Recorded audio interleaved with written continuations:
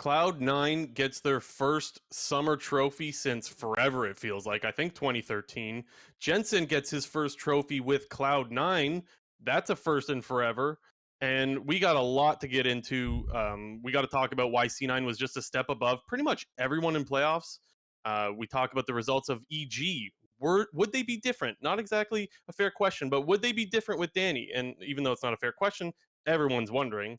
And well, did 100 Thieves choke? Some people will say yes, some people will say no, some people will just say C9 was just better. And then, of course, Worlds groups have been drawn. JNT and I will get into that a little bit.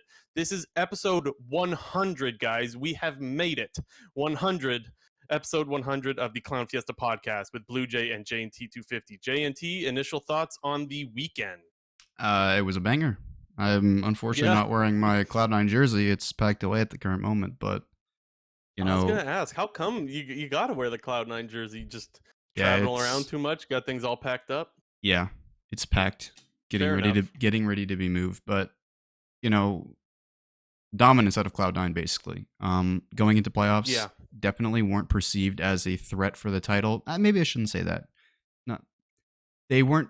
They didn't have the best chance to win the title based on their playoff position. Weren't perceived as the threat. Let's put it that way. They weren't the threat, rather than what happened. Yeah, but basically going into playoffs, I don't think people expected Cloud9 to really make this kind of miracle run from the 5th seed. Obviously, people now know they're the lowest seed to ever win a split.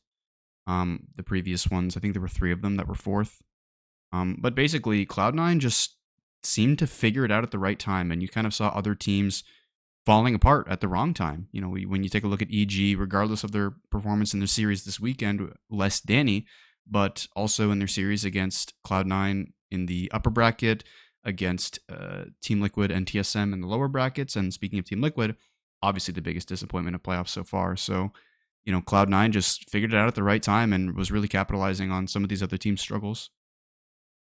And it feels weird to call it a miracle run, but I don't know what else to call it, honestly, because normally like miracle run is consistent with someone who went down to the lower bracket and then made the run. But this was like they were underdogs for a different reason, because they were the 5th seed going into playoffs and they just absolutely ran the bracket. So kind of a different version, but I guess a different way of looking at a miracle run, if you want to call it that. Yeah, but obviously, I was just going to say, let's get into the first series. Let's get into 100 EG. That's where the weekend started. And the weekend started really, really weird, right? Because obviously, we'll get into the Danny stuff in a second, but obviously that's a big curveball going into the weekend, right? You don't know really what to expect. A lot of people really heavily favoring 100 Thieves. A lot of people saying EG is going to take it anyways. And well, what do you know? We went 5 games. What a surprise. Yeah, I'm trying to recall to our previous predictions from last week, and I think we both took 100 Thieves. And this was even before we found out about the Danny news of him not being able to play this weekend, and Kaori, what's his name? How do they say it? Kaori. Yeah. One of them weird names. Just think of a cow. Yeah, think of a cow. That's all. It's Kaori. But regardless of the situation, I think people expected this series to be very, very competitive. And then after the announcement came out where Danny wasn't going to be playing this weekend, I think a lot of people really flipped towards the 100 Thieves side if they were on the EG side, and even more so if you were already on 100 Thieves. I think definitely the sort of vibe around this series switched from a very close 3-2 to more of a one-sided 3-1 or 3-0. That's what people were expecting coming into it. However, I think EG put up a much better performance from what we've seen over the last 2 weeks within the lower bracket against teams like TSM and Team Liquid. And honestly, I thought that EG was going to win this series based on what I was seeing early in the games. I thought Kaori actually stepped in and played really, really well. I think that people were kind of the opinion that Kaori was going to be a big problem, because with the meta being so AD carry focused, it's kind of all on him, and it's about him, and he's going to crack under the pressure. But I actually kind of got the opposite feeling with it. Because the meta is so bot lane focused, you're just going to naturally get more attention and resources, which will kind of take less pressure off of you. Obviously, this didn't happen, but for example, if a player like Impact was out for the weekend and you had a very young top laner stepping in, I feel like that is a much worse situation for a team like Evil Geniuses, where they play very heavily mid and bot side focused to begin with and kind of leave top lane on an island. And, everybody knows top lane, like the lane can change so much. Should one bad, you die to a dive, you mess up your wave and you get heavily punished for it, you get solo killed, the game can really snowball out of control for solo lane. So I think Cowrie kind of came into a bit of a better situation than normal emergency substitutes are normally put in. And I think that he actually performed really, really admirably. Didn't really make a whole lot of mistakes in lane, which I think is likely where we would see a lot of mistakes from a rookie player in lane, but he actually played really, really well in lane. I think he kind of lost some of his mojo throughout the series, and I don't know if that's the case because he hasn't really been a pro for that long and maybe doesn't have a ton of best of 5 experience, because I think you could kind of see his performances drop slowly throughout the series. But I don't think that he was, a nuisance or problematic for the team. I think that 100 Thieves was the better team. It was a slugfest of a series, but Cowrie still did a pretty good job stepping in. I agree with pretty much everything you said. First of all, yes, I do think he played admirably. And honestly, with a player going into that scenario, the dream from like your teammates and your coaching staff is just don't run it down, man. Like just plug in, do your thing, and just don't stand out in a terrible way. And he didn't, honestly. That's all you could really ask for a player in that scenario, right? You also mentioned how like you think it's an easier thing to plug in the ADC than you would like to replace Impact in the top lane. I think that's a really fair point, honestly, because the game is way more difficult to play without getting resources, right? Mm-hmm. And And you're in punished game for one, mistakes way more. yeah, yeah, absolutely. And a lot of times the game snowballs if like a top laner gets dove and he uses TP to get back and gets dove again, and then the game is just lost through that. So I think that's a really fair point. In game one, 100 Thieves gets off to a really big lead. Things are going their way. I shouldn't say really big lead, but a fair lead, and things are going their way. And then there was the one play where they tried to gift the kill to Abadage in the top lane. You remember what I'm talking about? Yeah. And then they get collapsed on. I mean, 100 Thieves kind of griefed that entire play. One, whether it's pro play or solo queue, I definitely understand that you should try to gift kills to, certain champions. Azir is definitely a champion who would much rather have that 300 gold than the Poppy jungle. However, when you're in a play, like exactly what was going on, where it was a topside play that had been turned around from 100 Thieves side, and at the same time you saw both bot lanes collapsing to the top side, and 100 Thieves actually opted to not bring their bot lane continuing top side and instead have them go mid lane to catch the wave that Jojo was pushing out. One, that to me, that was like kind of the most puzzling decision of all, especially since that it was pretty obvious that the winner of that fight was going to shove out top and take Rift Herald. And I think 100 Thieves kind of got greedy with, it was like, okay, we're going to get this kill and we're going to 5-head it because we're going to go catch mid wave, get the mid wave, then get Herald control, then go push out top lane, then take the Herald. And it just kind of felt like 100 Thieves got way too greedy. One, with trying to gift over the kill, and two, abandoning their bot lane, running up to the play instead to catch the mid wave that Jojo had shoved in. And that was pretty much where the game like completely flipped on its head. And, it really did. You had this really strong, early to mid game comp from 100 Thieves with the Poppy jungle, Aatrox top, two really like strong mid game champions, and then the Senna Tom Kench, who obviously has a very strong, mid game and has great fighting power around Rift Heralds because they're ultimates. And you kind of just saw the game slip out of their hands after that play. It then sort of flipped over to EG side of things, where I talked about this, I don't know if it was last week or 2 weeks ago, but with the Lucianami, I see this way more as a mid-game, powerhouse rather than an early-game powerhouse. And Lucianami just got fed, and Victor was fed, and Trundle just would shred through whatever target they wanted to because the ult's so powerful against tanks. And that one play pretty much defined game one. I don't think there was a whole lot else to kind of take away from that, because the winner of that play was basically going to win the game. And like I said, 100 Thieves got a little bit greedy and kind of decided to grief it a bit. I don't know.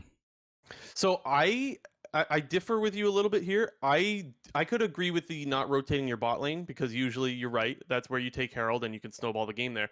I actually felt bad for them where like it took, I cannot believe it took like an extra, I was counting, I was looking at the timer as I was rewatching the games. It took an extra 9 seconds to pick up that kill. Well, like, there's no world you would ever expect it to take that long. And I think in so many scenarios, the kill is just given over to the Azir and you go on with life as usual. However, I do think Abba played it a little bit bad. Like, I think he used his soldiers a little bit poorly, and so he got away for that. I didn't mind the gifting of the kill. I think it was a little bit of a mistake from Abadage, but I do see where you're coming from as far as the bot lane is concerned. But anyways, because they do that and because it took an extra 9 seconds, well, the bot lane, EG's bot lane does get there in time, and then of course they end up cleaning that up. And back to the point earlier where we were saying you want to just give the resources to your AD carry, there was a double kill for Cowrie, and that is like the dream start to a series, right? Things are going absolutely great there, and I don't think you could ask for any more.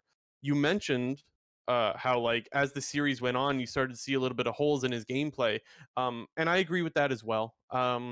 The couple of them that stand out to me, one, this is a little picky to be fair, but one, there's a team fight around their own red buff where he wastes his spell shield.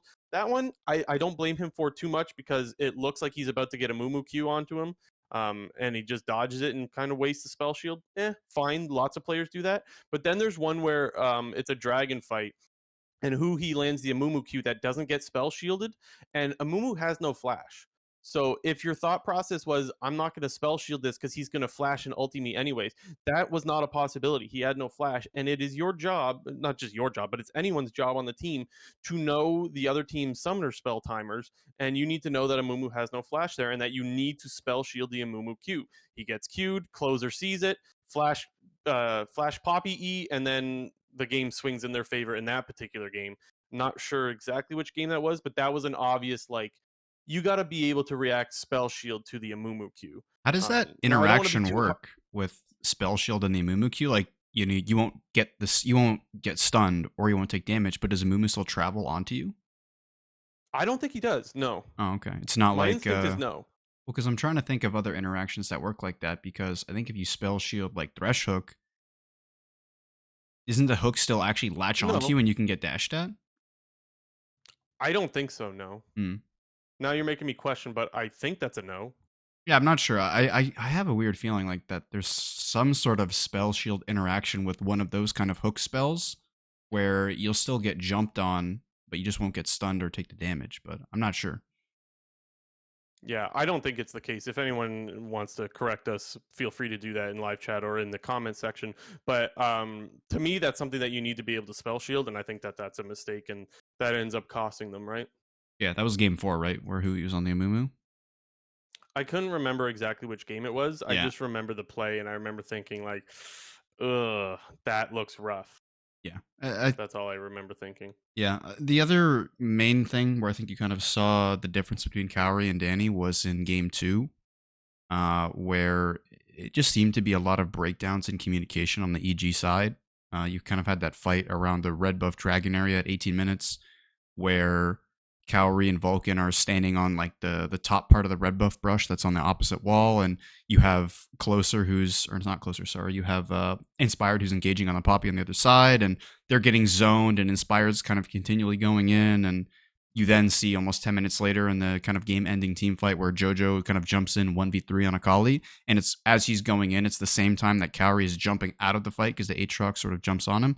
You know, who really knows whose fault that is because we don't hear the comms, but presumably the communication is a lot different with a different player in, whether it's just, habits or, Cowrie's, thinking a lot about his gameplay, not as much about his voice and whatnot. So it felt like, game 2, while I think he was still having a pretty strong game individually, I think that was the main difference you saw in terms of, EG's, how would you say, like, their comfort with just their starting roster and having a different player come in who may not communicate the same way or communicate as much, or there's going to be communication differences.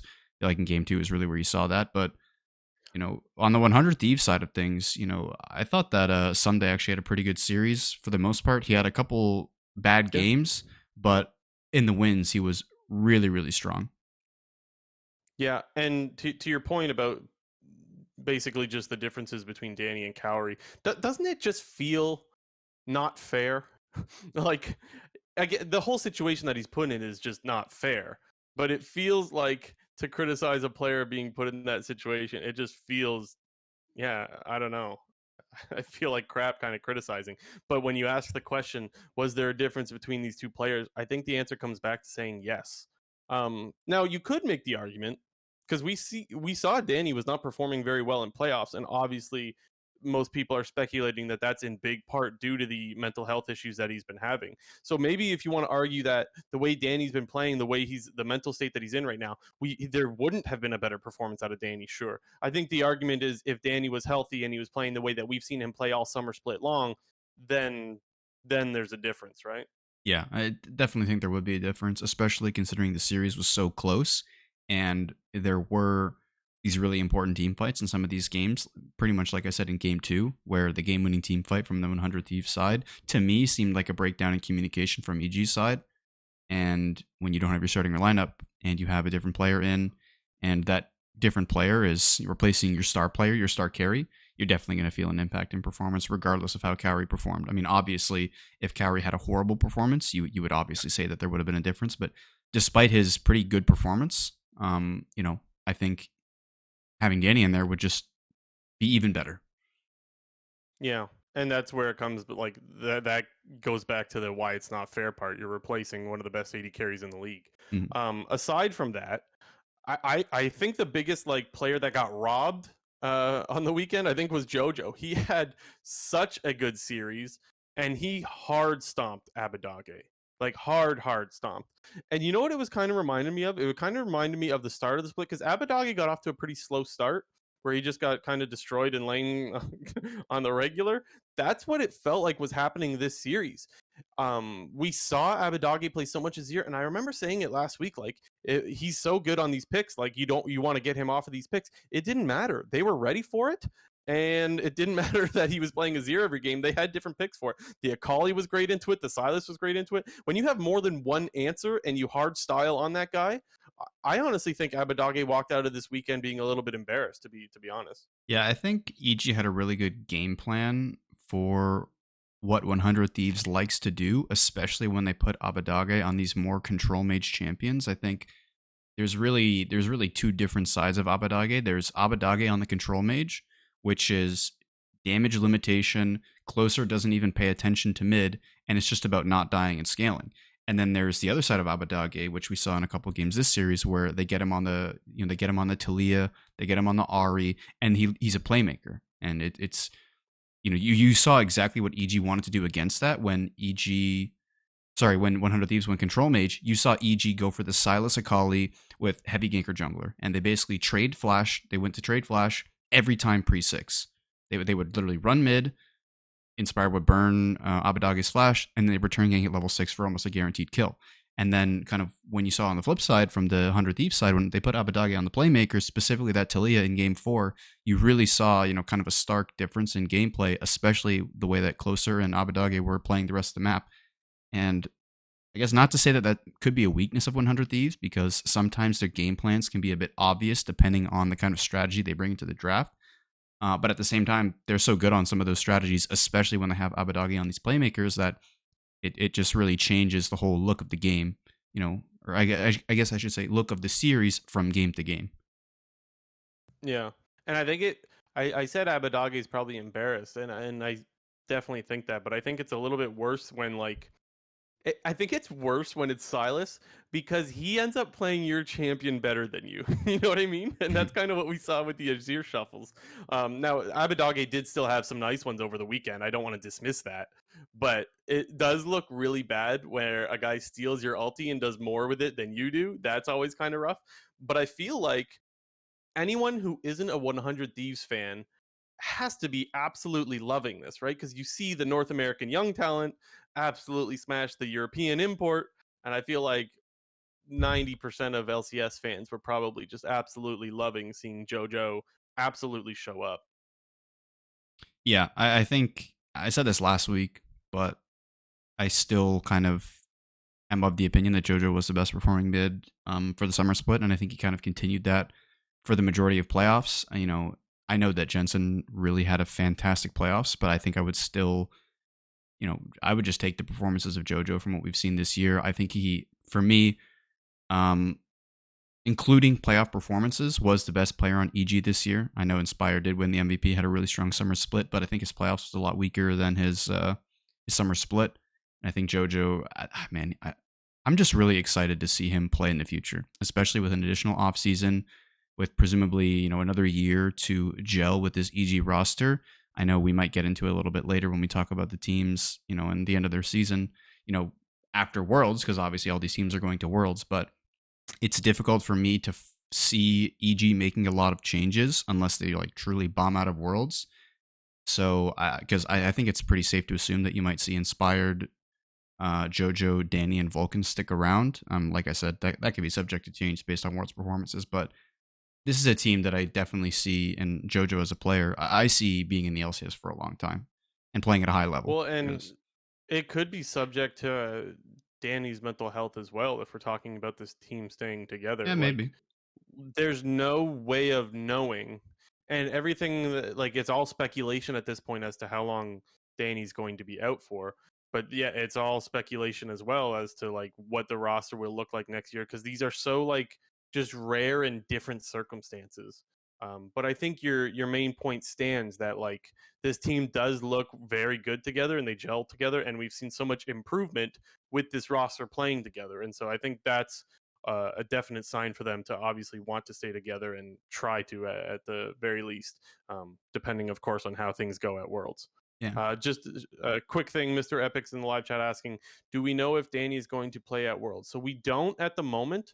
Everything I keep hearing from people is that it's looking like it's unlikely.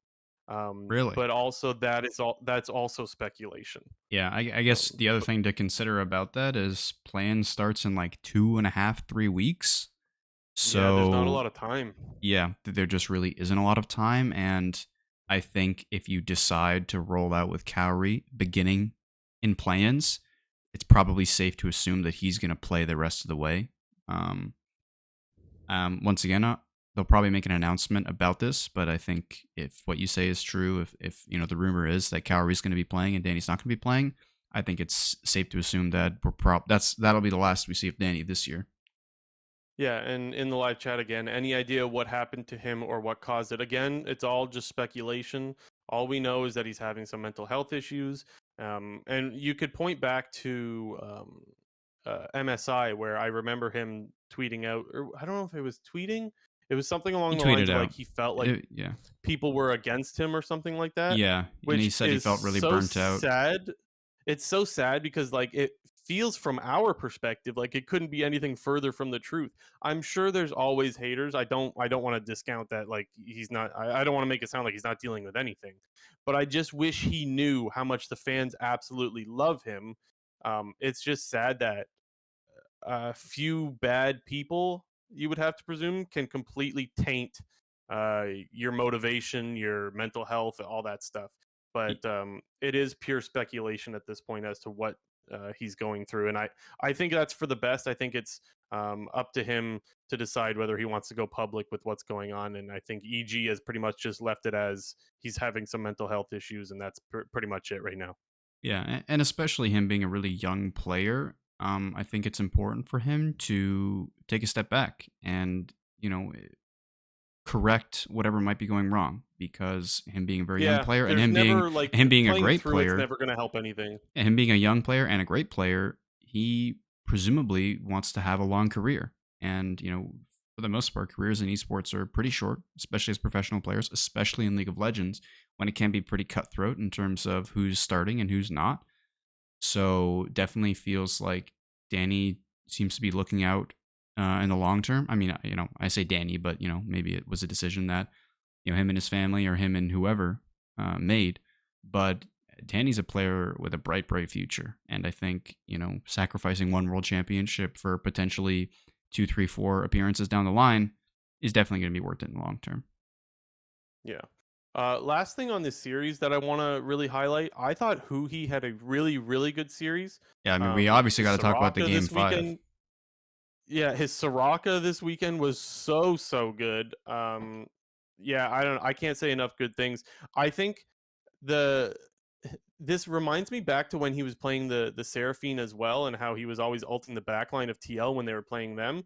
It just makes me realize more and more how good he is at team fighting and how he understands the way to win team fights. I cannot give enough credit to who he. I thought he had really, really solid team fights over the weekend. Yeah, and even in this series, it just further proved how important he is, especially with his champion pool. and the value that he brings to 100 Thieves, because they ran like a different bot lane almost every single game. They ran Senatom Kench, they ran Sivir Yumi, they ran Sarah or Zeri Lulu, they ran the Soraka with the Zeri, and then they also ran whatever they did with the Amumu. But I mean, he's just a beast, straight up. Yeah, I think he's slowly, I feel like slowly overtaking FBI in terms of like importance to the team.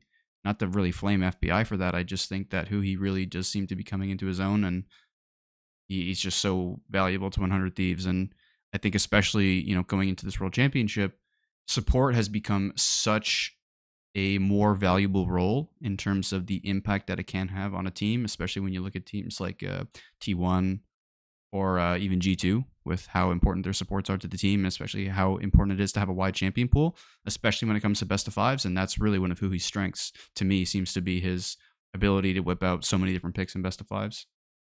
Yeah, and there's a couple of plays that I want to reference with his Soraka. Straight Puggin in the live chat points out one of them. The silence when Abadagi gets hit by a charm by Jojo, which, God, that happened a lot over the series. But anyway, he gets hit by a charm. Vulcan goes into Flash Polymorph, and Hui has the silence ready. That is such a clutch play. Abadage ends up getting a really nice shuffle after that on the Azir that ends up winning them the team fight, and that doesn't happen if it weren't for the silence. And the other play is when he flashes in to heal Someday at the Rift Herald fight. Just another really clutch play, keeping guys alive. Those were the two standout plays, and I'm sure there were others, but those are the ones that come to mind. Yeah, I could go on for days. Let's just say he had a really good Soraka game. Yep, he's a beast. Okay, before we move on to the next series, I do want to thank everyone that's been sticking with us. The last couple of weeks, I've told you guys to go back and look at our YouTube views just to see, like, it's not anything crazy, but there's definitely been growth. And I told you guys how much the likes and subscribe and the subscribing helps us. Last week we had our best week ever, and so I just want to give a huge shout out to you guys for that. We can't even tell you how much that means to us. We had a really great week, and it's in big part to you guys hitting the like button, commenting, and subscribing. I know it's cliche, I know, but it goes a long way, and so we saw a lot of growth this past week because of that. And so if you can, and if you're enjoying the episode, do hit the like button, leave a comment, and hit the subscribe button. My God, is it helping? Hopefully, we can only dream to replicate next week. Not counting on it, but that would be great. Yeah. Let's get into the finals, J&T. The first 3-0, we had all of playoffs. Yeah, that was quite surprising. There was a lot of people favoring C9. I was not one of them, but I don't know if anyone expected the series to just be this much of a hard stomp. My God, man. Yeah, it feels like, this finals was very similar to what we saw last year in the finals, where we were expecting a really close series between both teams. The phrase I've kind of been saying with 100 Thieves is consistency is key. And, it was kind of, to me, before, this finals happened, it was, can Cloud9 continue these dominant performances that we've seen from them the entire playoffs? Can all 5 players continue to dominate their opponents in lane, which gives Blabber the ability to also just do whatever the hell he wants and just permanently engage? And yep, we pretty much saw the same thing. Cloud9 basically dominated every single game from start to finish. Everybody was winning every single lane. And I don't know, Cloud9 just made it look easy, which I think was quite surprising considering that no series has been easy the entirety of playoffs. And I think the biggest reason for me, I mean, there's a few reasons, but the biggest reason for me why C9 was just a pure step above 100 Thieves was mostly because they had more weapons ready. That's the way it seemed to me. Going into game 1, like, first of all, we saw the series last week. Was it last week that C9 played 100? 2 weeks ago? Whatever it was. No, last week. I think it was 2 weeks ago. No? Was it not last week? I don't know, whenever it was, C9 absolutely ran them over, and they played the Zeri with it, and, well, you thought there's no way they're going to let them get Zeri again. They did, and 100 Thieves' answer into the Zeri was to play Malphite, and I'm looking at it going, so your answer is to play Malphite because you can ult the Zeri, but you last picked the Malphite giving Fudge Kennen a free lane, and they have it paired with a Nocturne. Nocturne Kennen is a great combo. Not knowing where Kennen's coming from is scary as fuck. And they performed really, really well on it. I mean, they still outplayed them everywhere on the map. So the combo is kind of irrelevant when you just get outplayed everywhere. But the fact that that was their answer coming into the series was the biggest uh-oh sign for me. Once I saw that draft, I was like, oh, they are not ready. Yeah, and one thing that was super different from the series against EG to the series against Cloud9 from the 100 Thieves side, and I kind of learned this by watching the VOD or the Doublelift's YouTube video that he uploaded of him watching or co-streaming the finals. He was really harping on the Soraka pick and especially how it interacts with the Zeri Sivir matchup, and he was saying that Soraka in the game 5 against EG was so strong because Zeri outranges Sivir. And he said in this case, they don't have the Zeri, they actually have the Sivir. So it makes that pick a lot more useless because your AD carry can't really play up into their face with the permanent heals of Soraka being behind them. And I thought that was super interesting considering, one, I don't know bot lane matchups at all. But to hear that, the Soraka pick in this game was never going to be as effective as it was last game because of how the bot lane matchup works with Zeri having the rage advantage, I thought was super interesting. And I'll echo what you said right at the beginning. Last picking the Malphite into a Zeri, which, yes, Malphite is a great way to lock down any AD carry, regardless of whatever AD carry they're playing.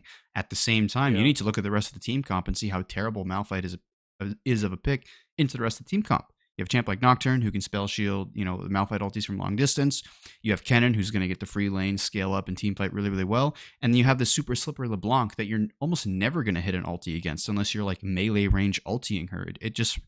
It felt like a really tunnel vision type pick, just saying, oh my god, Berserker's been surfing on Zeri, we need to kill him. We need a pick that's going to absolutely shut him down in team fights. And they just never reached a point where they could actually relevantly team fight because the game was just over. Like, I guess the only, if you want to even call it a team fight, was the 2v3 that Cloud9 opted into on the top side of the map. And you just saw the power of the Kennen, especially in that team fight, blew up. Well, I mean, they didn't all die, but basically chunked all three of those champions from full HP almost to like 40% HP, and then Blabber's just whacking them with auto attacks until they die and all have to run away, blow their flashes, and you really just never got to reach that kind of a team fighting point where you saw the strengths of Malphite and Soraka because they were into bad lanes. That to me was how you knew C9 was on, and specifically Blabber, because I mean, maybe it's Fudge making the call, but I assumed it was Blabber making the call because he's the one playing the Nocturne going in, and he's a fucking psycho. When I saw that, I was like, Blabber is on right now because he is taking this 2v3. They blew 3 flashes. They picked up a kill. I think they also blew 2 other sums. They made 100 Thieves really regret trying to walk up to that tower. And that was when when Blabber is on, when he's taking these engages and coming out on top 2v3. That's when C9's in a good spot and when Blabber's on. So that was also another sign where you're like, oh shit. 100 Thieves, they ain't ready for this. Yeah, and you to me, going into game 2, once again, when you kind of saw the draft, it was just like, we say this all the time. We are not ones to say draft gap or like this the draft won or lost this team the game, but we try to avoid it. Yeah, sometimes you can't. But especially sometimes you gotta be like, wait, what was that? Yeah, I mean, especially in game 2 when you give over the Zilean to Jensen with a really powerful jungler in Wukong. Plus, on the 100 Thieves side of thing, they kind of gave up, the lead in terms of top lane. They were like, we can't really blind pick. We can't really pick a blind pickable top laner because Fudge has way too many champions to pick into us. So we're actually going to blind pick Fiora and try to ban out some of the counters to it. However, Fudge having a really wide champion pool also can just take a really comfortable matchup into it. I know that he didn't necessarily like dominate someday in the 1v1 and someday actually kind of had what seemed to be a little bit of the upper hand. But Jax has a scaling advantage. Jax also has the team fight advantage. And, you kind of just saw Fudge do exactly what he needed to do within that game. And like I said, you just saw the absolute power of Zilean and Wukong in team fights. That combo just seems so strong. Like Wukong just wasn't dying fast enough for the Zilean ults to be relevant because he has so much healing and extra armor from his passive. It was just like Blabber was going in trying to die as Wukong, and he just wasn't because he was healing too much or taking no damage. It was kind of funny to watch. Yeah, or he would dash in with the E and just clone his way out. Yeah. And that 100 Thieves was winning that game, and it all seemed to swing off of something that's so small. But as soon as that Rift Herald, the eye got stolen, right? They kind of had the the eyeball pointed the wrong Yeah. way. C9 just hit it and stole it. I feel like there was like a small lapse of concentration or something, because when I'm rewatching that, I see it happen and you go, oh shit, it happens, whatever. But you see Blabber on mid wave and you see him walk towards 100 Thieves Raptors and Red Buff, of course. So someone on that team needs to say, guys, he's going for our red. Clearly no one does, or if they do, FBI just completely ignored it, because FBI ends up getting engaged on over the wall and just insta killed. And then 100 Thieves continues to take the extended fight without an 80 carry. So they lost. Like, big surprise. That was really, I guess, uncharacteristic, perhaps. And when I asked the question at the start of the show, did 100 Thieves choke? My initial instinct is no, because I just think C9 was so much better, and I think I want to give more credit to C9. But that is a choke play, in my opinion. Someone on the team's got to call that. I don't know. So I guess what I'm saying is there's a world where you could say 100 Thieves did choke, but also C9 was just better, and I think that we're kind of living in that world where both apply. Yeah, it's the Rift Herald especially was just kind of one of those plays where you're behind in a series, and yeah, sure, you're kind of a little bit ahead in the game, but it just takes the wind out of your sails, because Yeah, especially kind of in this meta right now where we see teams, I wouldn't even say flipping Herald, but teams are putting so much priority on Rift Herald.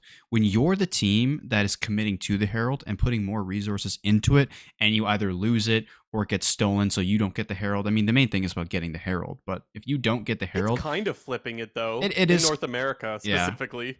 Yeah. Like, CLG is a flipper. Yeah, Blabber, I'm not even going to say C9. I'm going to say Blabber is a flipper. Blabber flips shit a lot. Who else would flip? They flipped I guess maybe dude. They hardcore flipped that Baron in game 1 as well. Like, that was kind of troll. But I mean, they were so far ahead, it didn't really matter. It was just about doing the objective and forcing a fight. But my point here is, usually TL's not flipping it because they're usually not doing way ahead. shit. But I mean, the point being is that flipping Herald is kind of an NA thing, and maybe other regions do it too. I haven't been watching other regions the last month or so, but definitely a North American thing to flip that goddamn Herald. Yeah, but I mean, back to my point, it just sucks when you're behind in the series already. You're going for this big play, and you kind of just fall flat on your face, and then continue to take a bad fight.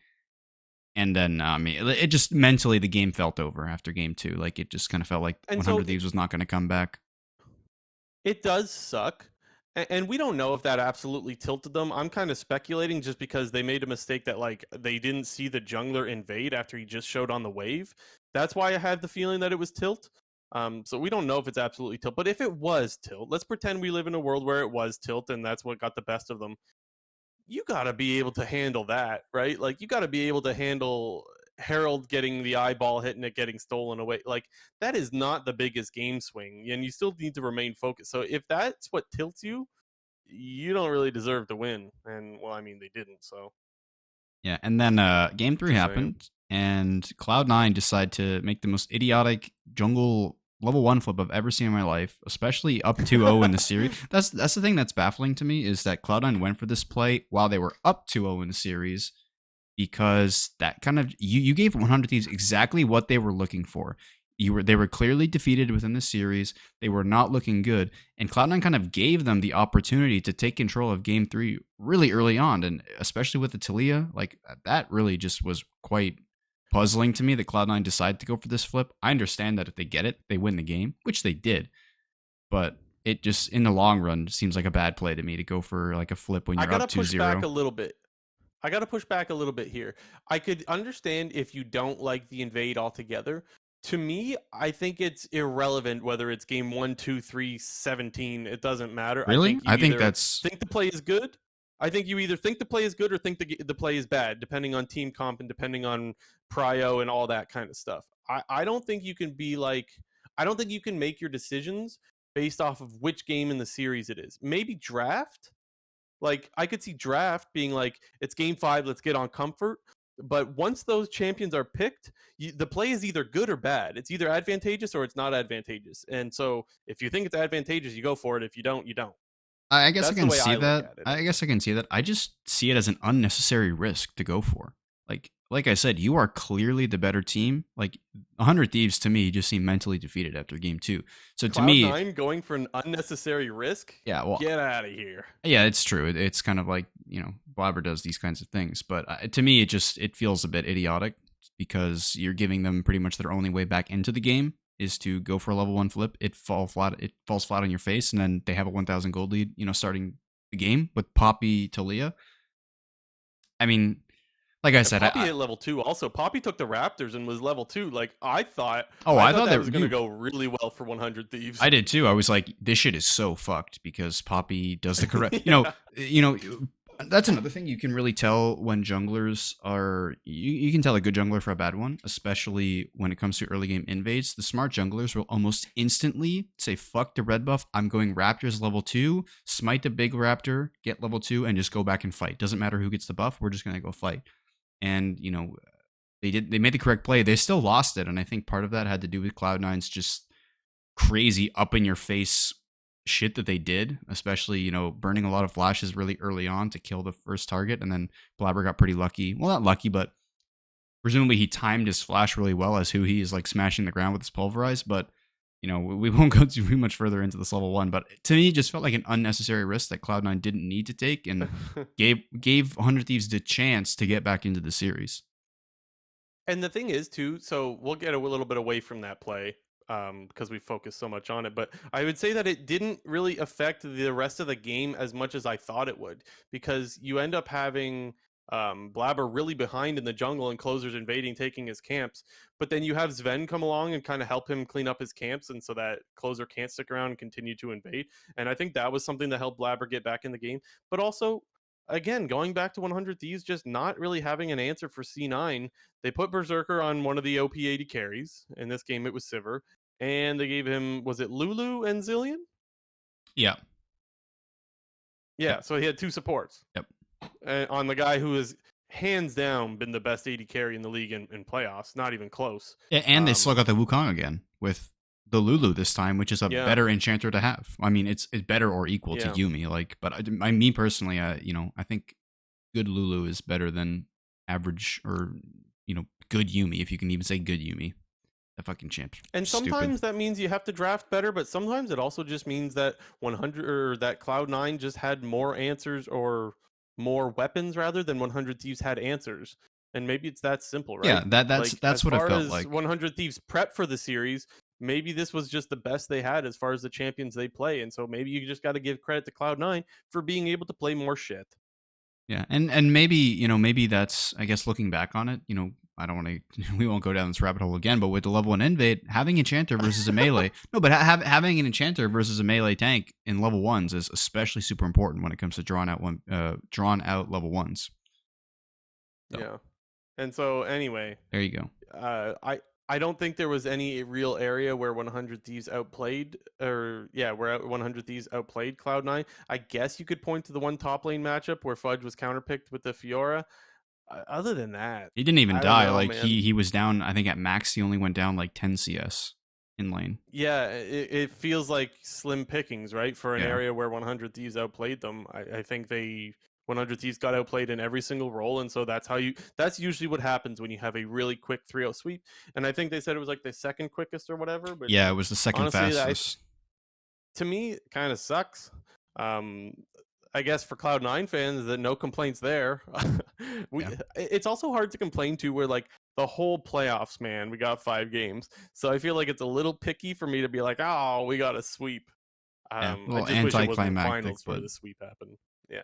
Yeah. But I mean, it did cement the worry about Cloud9, because for me, I can't just be sold over a couple of weekends of playing good, because even the first series of the playoffs, C9's series against CLG wasn't the cleanest, if I remember. Yeah, right. It was definitely a little bit sketchy.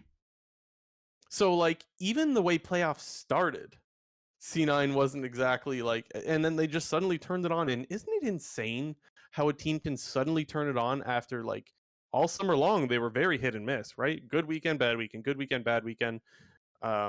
And now they just look unstoppable all of a sudden. I can't really figure out how that happens. They went with the TSM style of summer split. Look mediocre in the regular season and then shit on everybody in playoffs.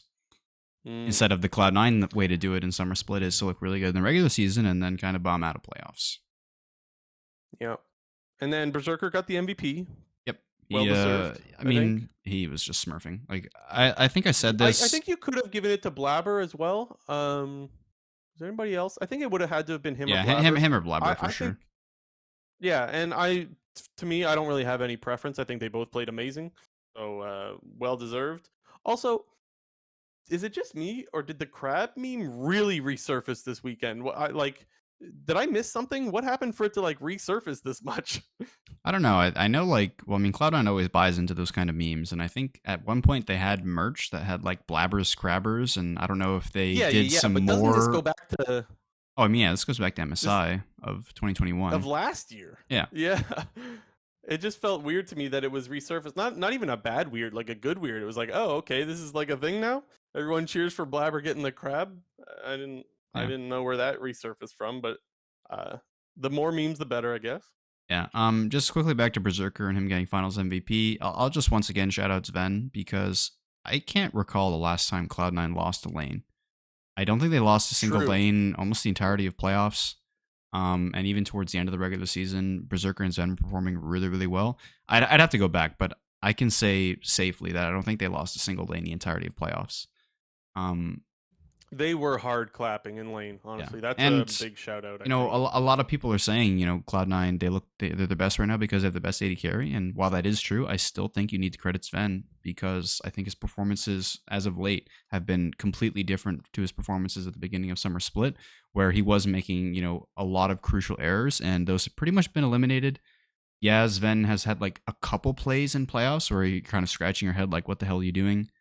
The main one that comes to mind is when he was on Renata in that series against Evil Geniuses, and he takes some really shit path and just gets blown up, and they Oh, almost he gets like, bubbled, right? no, he gets poppy slammed into the wall. But Oh, okay.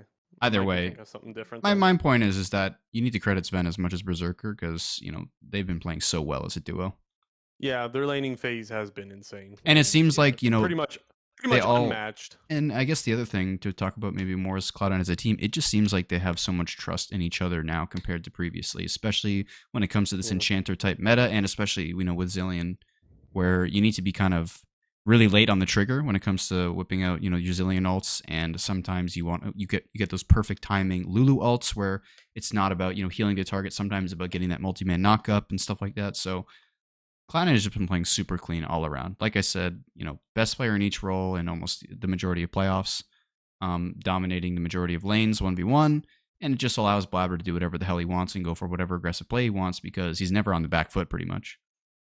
Yeah. And Last shout out for me. Oh, I, go I, ahead. I guess I will say that maybe could be a bit of a concern going into Worlds because you know, Cloud9's not going to dominate everybody in lane 1v1 like they've been.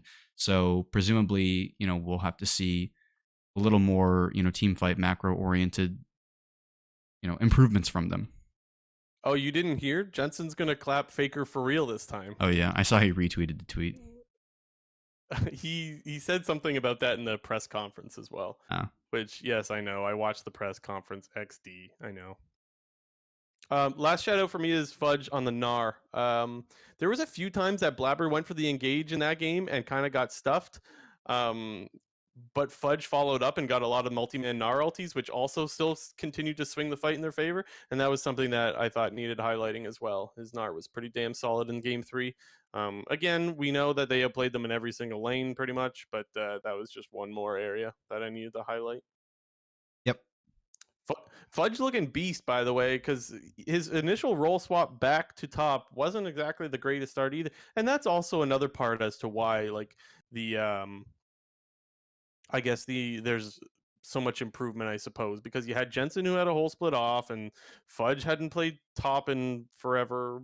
So like, I remember us acknowledging at the start of the split that there was a lot of potential issues, but we were still all bought in. And then by the time playoffs came around, I was selling that stock. I was like, nope, I'm not buying it. You need to show me more. And well, they did. And Fudge said, like, well, I told you guys, and yeah, I guess you're right. Checkmate, Fudge. Checkmate. Well, it's funny. I went back and listened to our first episode of not of Summer Split, but our first episode with regards to the Summer Split when the roster rumors were all happening. And we were both talking about Cloud9 because Cloud9 was obviously the big talk of the offseason because of, what had gone on. What did we say? Well, we both said that Cloud9 was going to be a Worlds team. But we both got that right. Ooh, saved. Yeah. Although we both said that 100 right Thieves wasn't going to make Worlds. So I guess you could also say we got that wrong. But, I think, but back to that point, we kind of similarly at the beginning of the season and going into playoffs, the majority of people thought that we were going to have 4 decent contenders for 3 spots. And I think, that kind of still rung true as playoffs came into it. Obviously, Cloud9 was the underdog of those 4 teams entering playoffs, but, right place, right time kind of thing for Cloud9. It's just they're surging while everyone's declining. True. Anyway, yeah, definitely a huge success of a summer split, I gotta say. Yeah, to me, best split we've had in a long time. Mm-hmm. I'm trying to think, when would we have had another split that was this good? Is there any split that stands out to you that was like, damn, that split was awesome? I mean, summer 2021 was pretty good as well.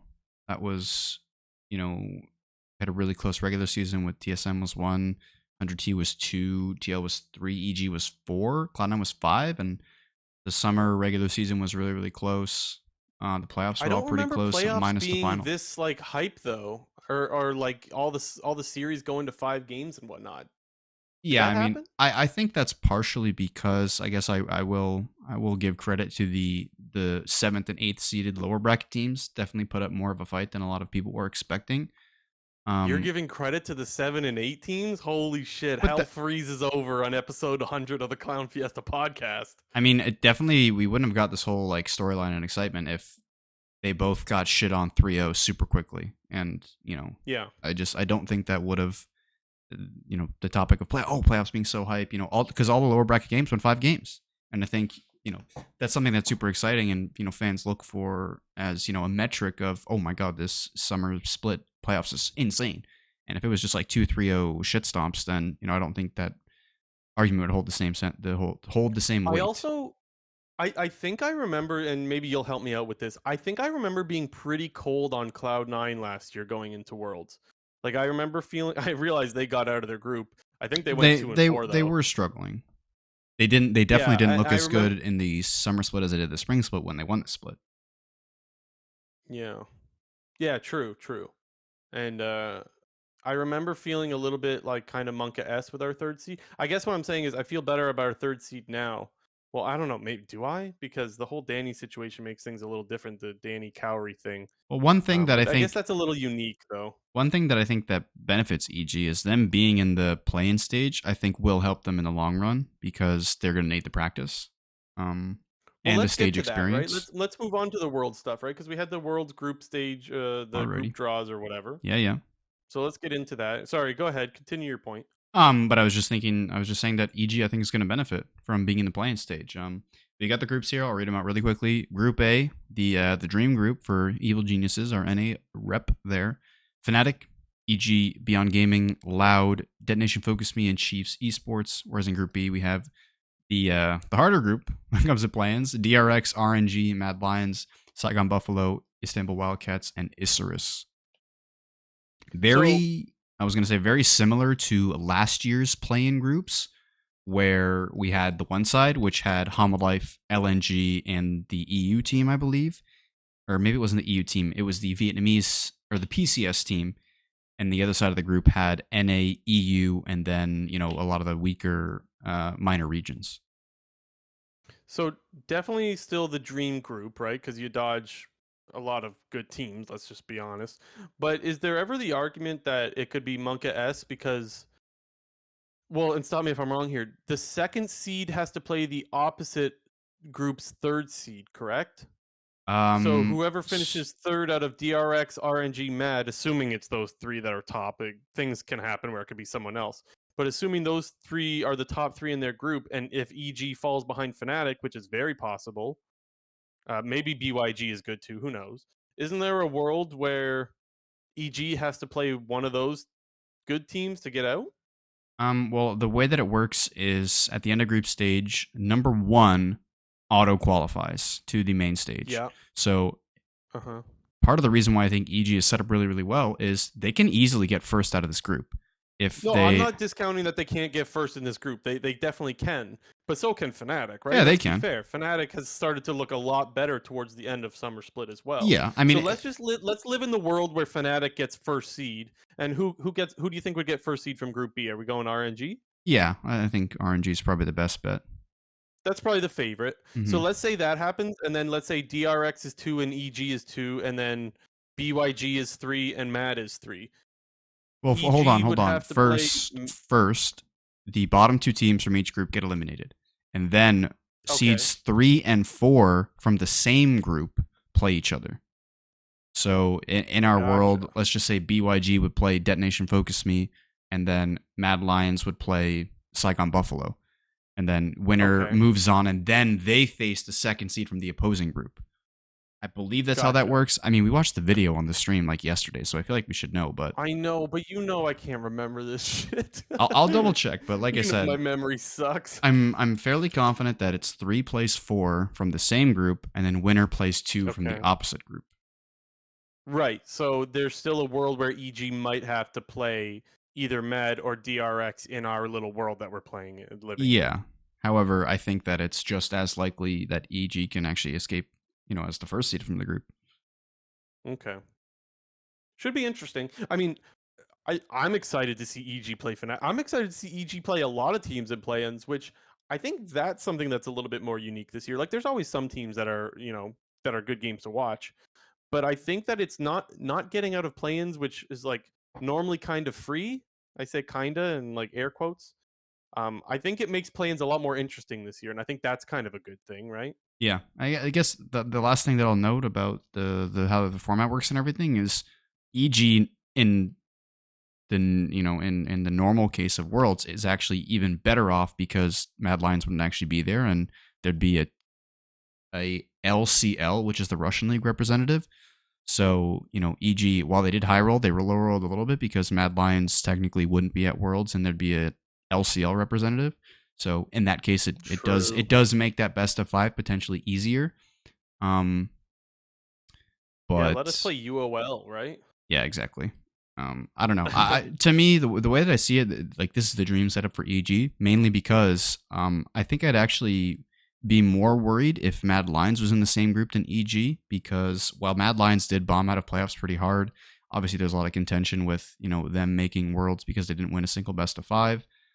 But we saw what Mad Lions' ceiling was in the summer split, and it's really They good. looked good, man. They were Yeah. pretty much the clear-cut #1 EU team, and they've had, when play-ins will begin, they basically would have had almost more than a month off to go out and fix their problems.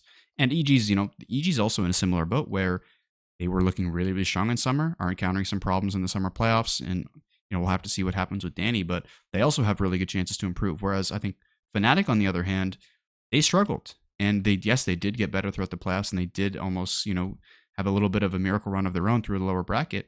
But what is Fnatic's ceiling? And if you're to take what we see the ceiling as right now, which was their performances in playoffs, I think that EG is definitely on par with that. So, admittedly, I'm a little bit less informed on Europe than I was pretty much all summer split long. Like, I just started falling behind, and so I stopped following it. Um, but the thing is, when I was watching Fnatic for most of summer, the big standout for me was Razork. I thought he was awful. And all I keep hearing is how he's been absolutely a monster, apparently. Again, I haven't been watching. I've kind of fallen behind. But I guess my worry is if Razork's performing really well, I can believe that Fnatic is going to be good. I can definitely believe it because to me, he was the biggest inter, if you will, from when I was watching. It sounds like things have turned around there. So that's kind of Monka. The other weird thing is like Niski Elyoya were freaking beast. And then I stopped watching and I don't know what happened. Apparently they can't win a best of 5 anymore. So I Well, guess I'll be really interested to follow those two teams because I don't know, Europe's always interesting for me to follow. our mood has definitely been not very good. That's I think the main Mm, sentiment from Mad Lions is. I rip mean, our moot. he's been struggling all of 2022 basically. So hopefully he doesn't get. Damn. I mean, he's going to be in a bit of a difficult situation in Group B over there, but you know, we'll have to see. Yeah, we will have to see. Anyways, so that's that. Um Main stage stuff? Yep, we got our main stage groups. I'll just read them out very quickly. Group A, Cloud9, T1, and EDG. Flashback to 2017. Group B, JDG, G2, and Damwon. People have kind of already dubbed this as the group of death. Especially considering if EG moves on to the playing stage, they're going to get auto-qualified into Group B. It's pretty much the only scenario that's possible, unless some huge fuckery goes on where multiple minor regions get out of the playing stage. Group C, Rogue, Top Esports, and Gigabyte Marines. Group D, Gen G. I already forgot this damn team's name. CFO. It's like the CTBC Flying Oysters or something. And then 100 Thieves. But just to quickly go back to what I was talking about with EG. I know that name's a train wreck. I know that name's a train wreck, but I love it. Yeah. I love like the names that are so bad that they're good. Yeah, let's just call them the Flying Oysters. How about? But to quickly go back to what I was saying with EG getting auto-seeded into Group B, if we play a bit of some hypotheticals here, if we assume that one team from each major region makes it out of the group, then the groups would be as follows. Fnatic or Mad Lions would slot into Group A, EG would go into Group B, DRX would go into Group C, and RNG would grow into Group D, and it's because they have to follow the regional limit for groups. Obviously, Riot did come out with an update regards to the scenario where 2 EU teams would make it out of the playing stage, and therefore, for that one scenario, they would invalidate that rule. But like I said, going back to Group B, Evil Geniuses, if they make it out of play-ins, they're going into that group, and that group is definitely the group of death this year. But at least, I know this is some copium, at least they get their shot again at taking G2, right? Because they lost, 8 games at MSI? They lost a lot of games to G2 at MSI. They get a chance at redemption. So I guess that's interesting. I don't want to get too far into, we're not going to do predictions for who's going to get out of the group and where teams are going to play. We're going to leave that for next episode that we'll do in a couple of weeks before play-ins start. But yeah, I guess just your instinct, J&T, what is the group of life and group of death here? Yeah, it's hard to say. I think Group B is definitely the group of death, mainly because you have regardless of how the LEC finals played out, I still think that people view G2 as the best team in Europe. I mean, that's, lol, because they just got shit on by Rogue 3-0. But I think it's still safe to assume that people view G2 as the best team. JDG obviously looks like, they're looking like favorites to win the whole thing. They're the number 1 seed out of China. Obviously, Gen G's the number 1 seed out of Korea as well. So that's always going to be a fun battle there. Should we see that down the line? Excuse me. I'm dying over here. Take a quick little water swig, why don't you? And I would say also Damwon's pretty good. Yeah, I mean, Damwon is not what we used to know of them, right? Like, they were obviously world champion favorites at one point, well, and world champions for that matter. And I don't think they're there anymore, but it's never a team that you can underestimate, right? Yeah. So Group B, obviously, group of death. And then I guess maybe Group D would be the life because, well, I say that, but then RNG is going to get slotted into that probably, and then and I mean, have RNG and NG, right? Yeah, I mean, RNG is still a team that's going to be feared because they're MSI champions, but they're not looking as strong as they once did at the beginning of the year. They were the LPL 4th seed, right? And so the dream is then okay, we let Gen G take the 1 spot, and everyone else does the brawl for the 2nd slot. Exactly. That's kind of what you look at with group of life, group of death type thing, and you look, group of life basically means one team's getting out and the rest is up to you, and group of death is any team can get out, so good fucking luck. So, and you may have mentioned this, but was there any other news on the because there were some issues about how the groups were going to be drawn and how they might not work out or whatever? I did say that. What was earlier. the update on that again? Well, they just said in this scenario where 2 European teams make it out of the play-in stage, they're going to eliminate the regional lock that they have on groups, because if people know, only 1 team from each region can be drawn into a group. That's why when the group draws are going on, you see teams, put into a different group than what they're drawn into because of the whole regional thing. So they did say in that case where 2 EU teams get out that they're going to, not follow that rule for that one scenario. Okay. Anything else on this stuff, or should we move on to the LCS players list? Yep, I think we're good to move on. Worlds is always exciting. It'll be a banger. I'm so fired up, man. Ugh. We're actually so close. We'll be in New York in like a month. I It's, mean, you're gonna be like living there pretty much, but it's gonna be good. anyway. Anyway, the top 10 LCS players of all time list was released.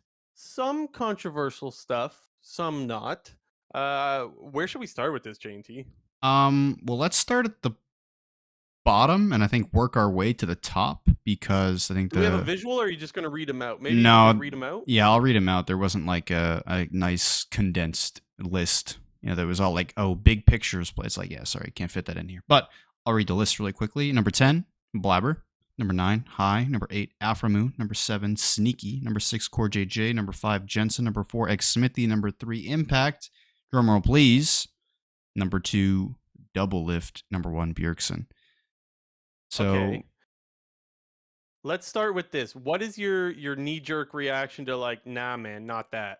What's like your I don't think so. I think High being on the list, Yeah, me too. it's Actually, that wasn't my first thing though, actually. So okay. that is one where I was like, I don't think High should be top 10. My first thing was I think Jensen's number 3.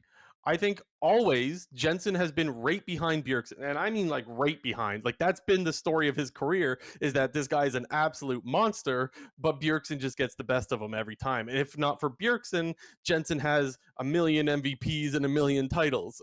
And that's kind of how I feel about it. It's no disrespect to Impact or Xmithy. I just think Jensen is, to me, the clear-cut number 3.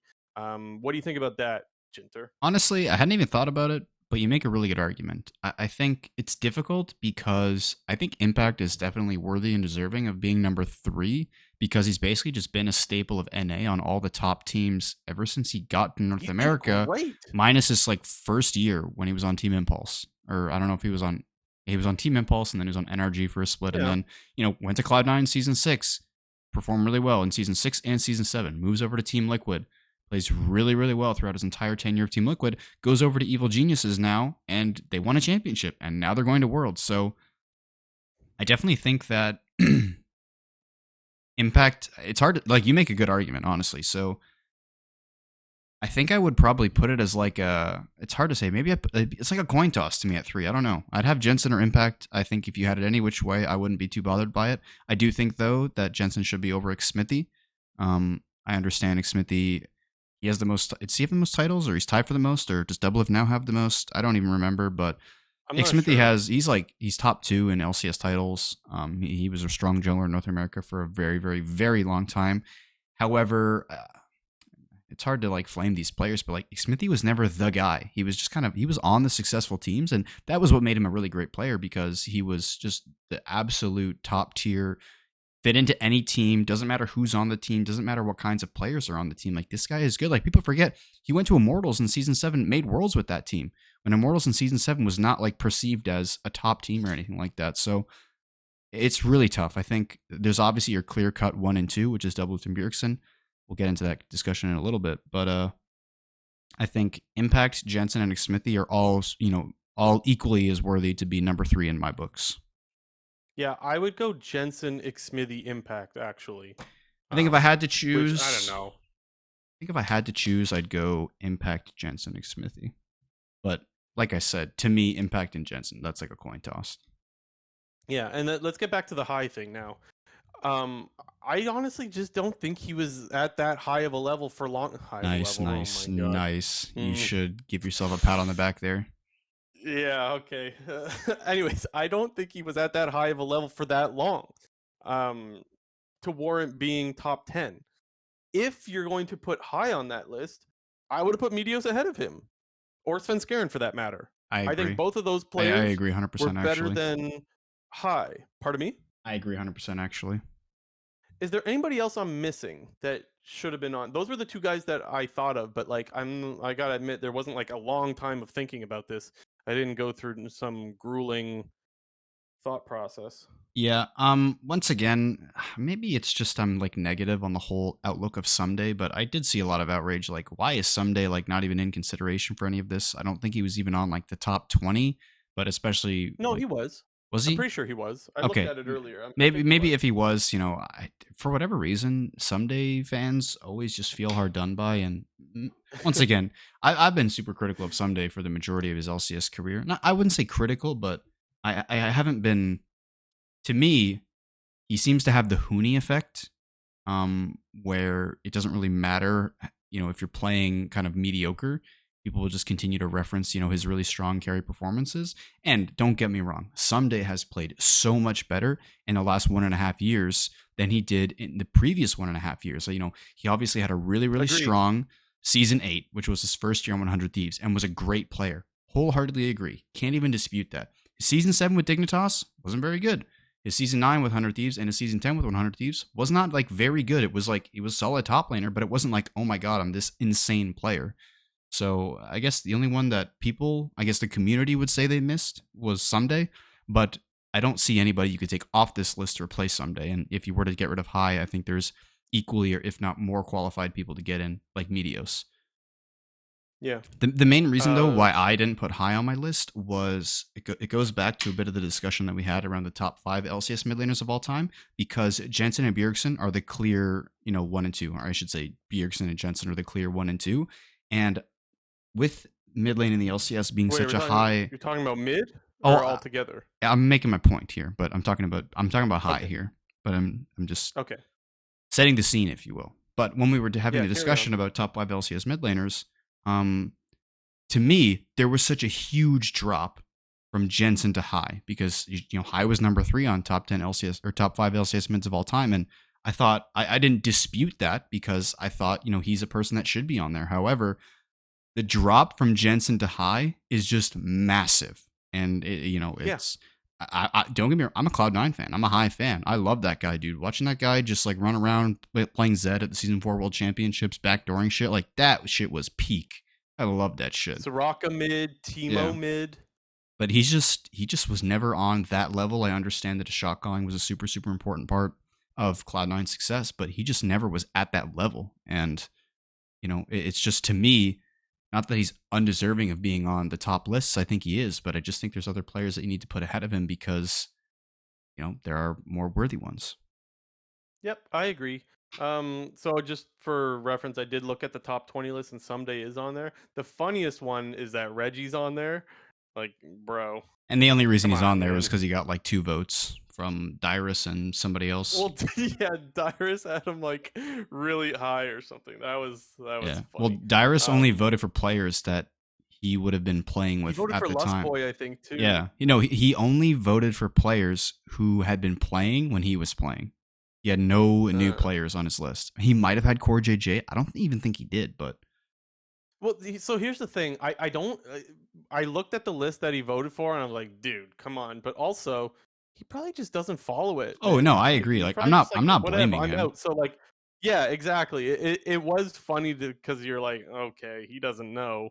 But what's he gonna do? Oh, go back and watch 5-6 years of VODs? No. So, yeah, sorry. Just to clear that up, I'm not like shit talking Dyrus because his votes were kind of troll, but it's just he's an older guy and he's just gonna vote for what he knows. So yeah, no one. I don't think either of us is shit talking, but it is a standout when you see those votes. You're like, I know it's subjective, but that's wrong. Yeah.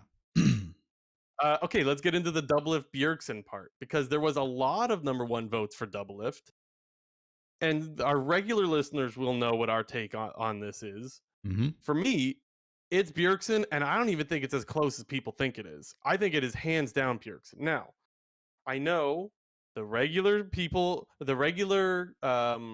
argument is that Bjergsen had a hard time winning once Doublelift left. I get that.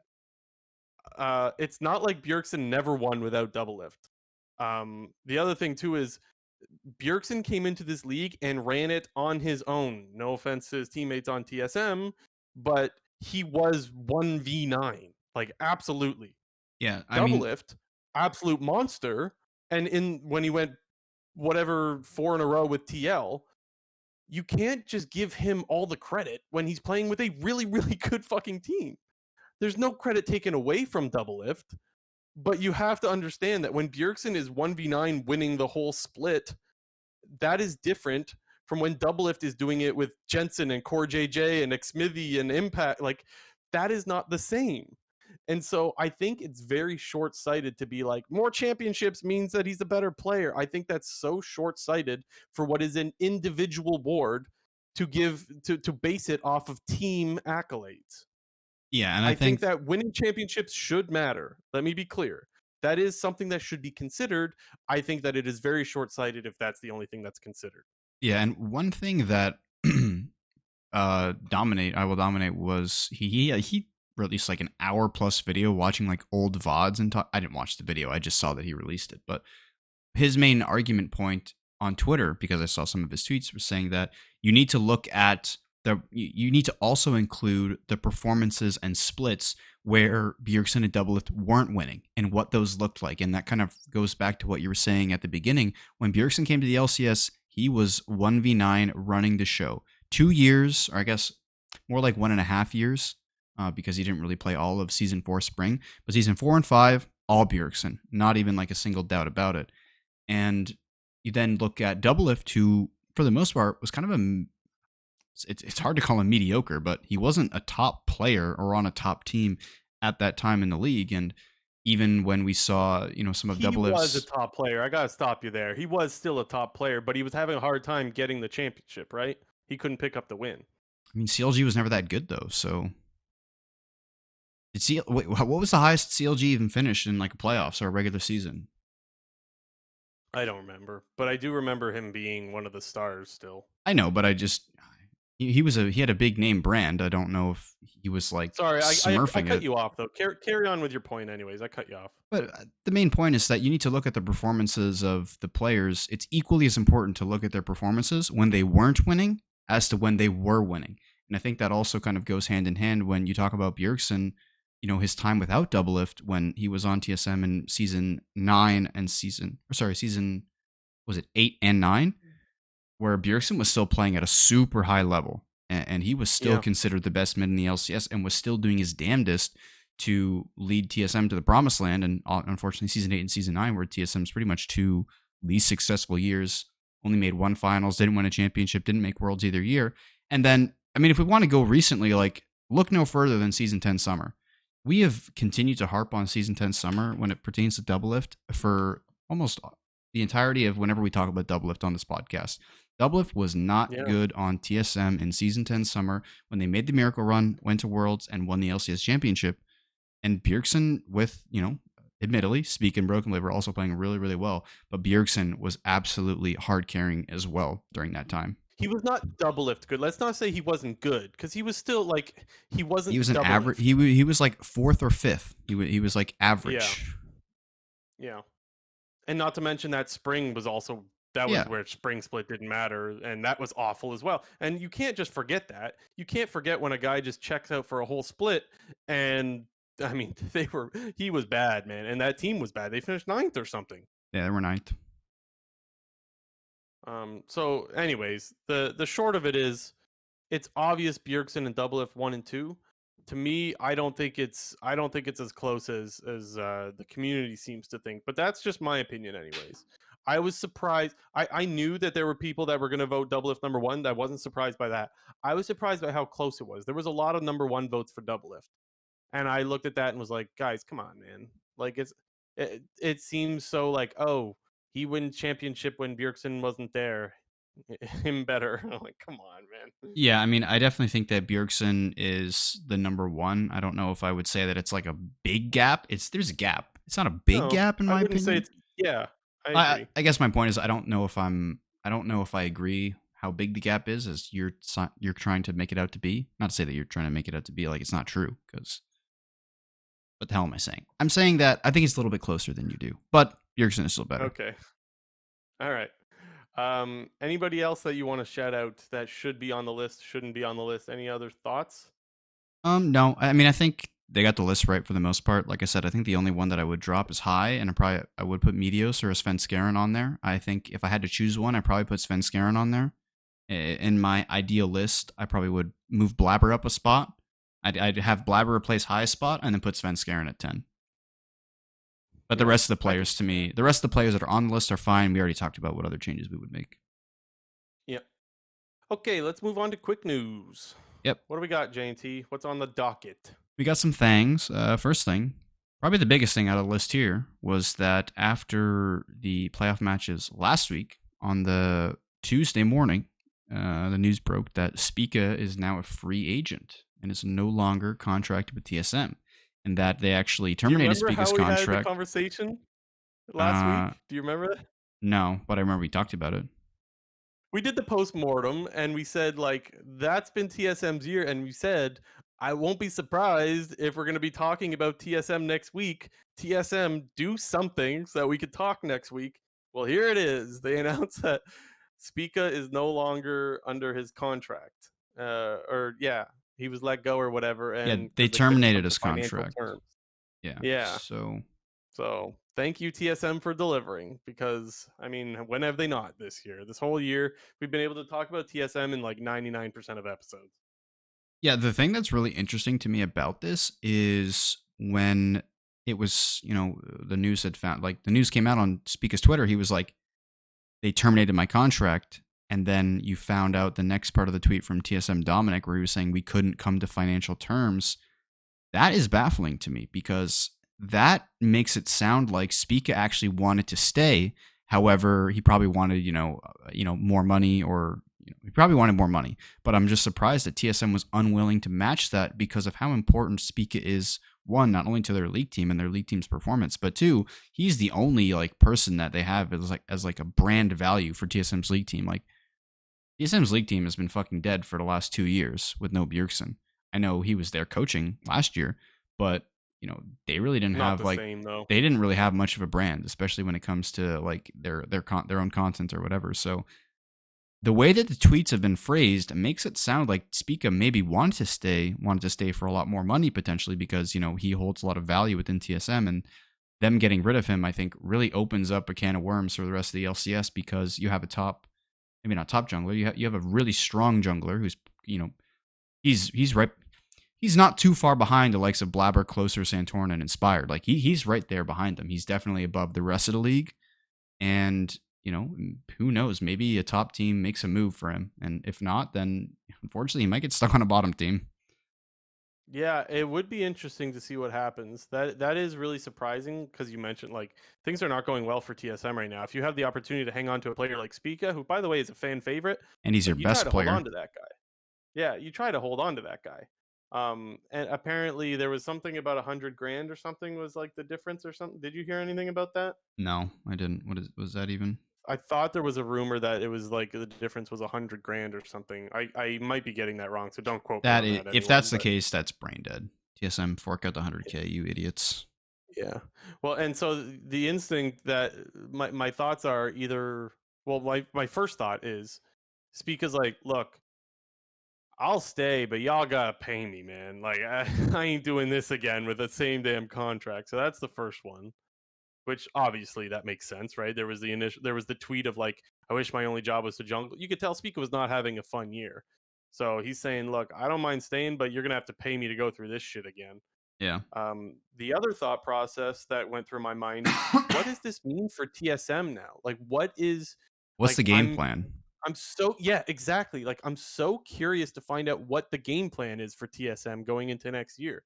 Are they going to try to pull a CLG and they go with just all young, fresh talent? I guess not. Contracts wasn't that fresh, but all young talent for the most part, and then just fill in one or two pieces of like a veteran. I don't know. Honestly, like it's really, really weird. Yeah, Skizzy helping us out in the live chat saying rumor was TSM offered Spica $100,000 more than he was being paid. Yeah, that's what I thought I heard. Not enough. So yeah. Then. Yeah. Well, I also wonder I wonder what he was being paid, right? Like, yeah, true. If he was making $1 and now he's making 101, like it's very different than if he was making, I don't know, 500K and now he's making 600K. Like it still matters. Like it's hard to know how bad of an offer that is. I mean, on the surface, it sounds bad, but it's hard to know how bad without knowing what the amount is, Yeah. I guess other also TSM news. This is a rumor, not official, but apparently it sounds like TSM's getting rid of Chowie, their head coach.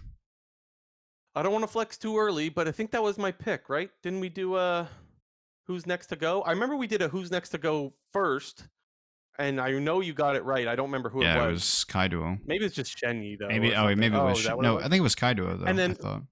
whoever it was, after that happened, we said, well, let's just keep going. We know someone else is going next. And then that one, I was like, it's got to be Chowie. Chowie's my pick.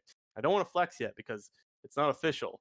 But I mean, how? Come on, man. Well, and right? He's not to unflex you, but Spica getting Spica. Who's next? Spica. We know that it happened. Yeah, but I believe. So I believe, and stop me if I'm wrong here, but I believe the rumor of the Chowie thing came out first. No.